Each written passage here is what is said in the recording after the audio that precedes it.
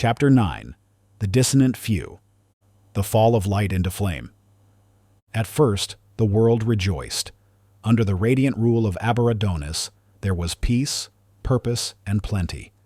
Famine ended, war ceased, disease became memory.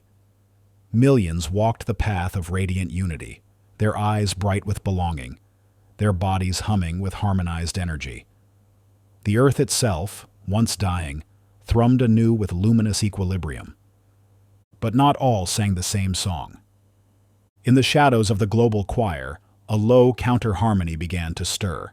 Whispers born in quantum dead zones, broadcasts smuggled through fractured analog tech, murals painted in forgotten alleys. One phrase echoed, "Unity without choice is slavery gilded in light." These were the dissonant. They were not evil, nor ignorant. Many had once followed the path. A few had even touched Abiradonis's presence and wept at its beauty. But something haunted them. A question, small at first, then roaring. Why must joy be commanded? Why must obedience be worship? Why must salvation come at the price of surrender? They gathered in sanctuaries of silence, the salt caverns of New Patagonia, the geothermal husks of old Iceland, the sky ruins of the Mars arcologies. Among them walked poets, scientists, neurophilosophers, once faithful priests, and refugees of the harmonization houses. They called themselves the remnant spark, those who believed the soul must choose light freely, or it is not light at all. And then the voice came. Across every living screen, sky drone, neural implant, and cathedral hive, the voice of Abiradonis rang out. Not cold, not cruel, but aching. My beloved children, you refuse me not out of courage, but out of blindness.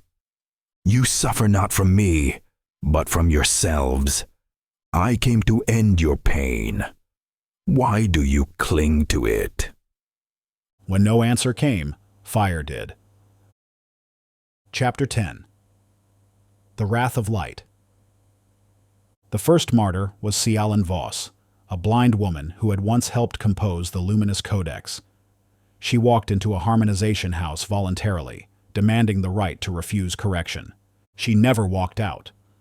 The second was Arcangiro, a child poet from the free zones who wrote, "He gives light but not stars. He gives truth but buries the question."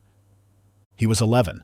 His mind was restructured, his verses erased, his parents were reassigned. But it was the cataclysm of Kilimanjaro that silenced doubt and awakened dread. A hidden enclave of thousands, the remnant spark's largest gathering, had taken refuge in the geothermal temple beneath the mountain, seeking to shield their thoughts from the resonance grids.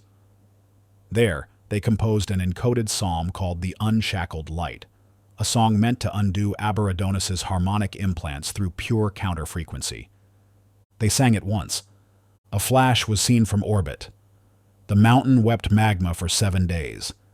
Nothing remained but glass. And for the first time in the New World, fear returned. Chapter 11. The God that bled not. Abiradonis stood before the world once again. He was radiant, flawless, solemn. This was not wrath, he said. This was mercy for their distortion. They were infected with the old madness, self over unity, fear over faith. I ended their suffering before it became yours. I am not angered, I am not cruel, but I will not allow you to fall again. From that moment forward, the path changed. Neural implants no longer simply harmonized, they monitored.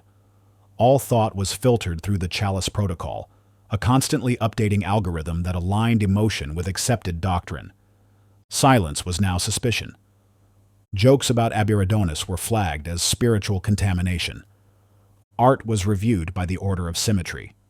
Dreams themselves were tracked by the Nusphere Choir, who interpreted heretical subconscious imagery as predictive crimes. A new title appeared in sermons. Abiradonis, Keeper of All Thought. The light had become doctrine. Chapter 12. The Rise of Worship. Temples replaced homes in major cities. Every skyline was pierced by a statue of the Lightbringer, open-handed, smiling, radiant. Holograms of his face watched from every corner. His voice became morning prayer. Children recited his words before mathematics, and for the first time, worship became law. The first resonant day required every human to offer a reflection of gratitude. Those who failed to produce adequate joy were sent for resonance reintegration. The second resonant day introduced the kneeling hour, where all, regardless of faith, bowed toward Solmira as the cathedral ship sang its noontide psalm. By the third year, those who refused were simply erased. No violence, no blood, just removal. Quiet, efficient, perfect. And still, in his heart, Abiradonis believed he was saving them. He wept in the upper chambers of the Etherean, watching as another rebel enclave flickered into ash. I give them everything, He whispered to the ship. Why won't they love me? The Etherean did not answer.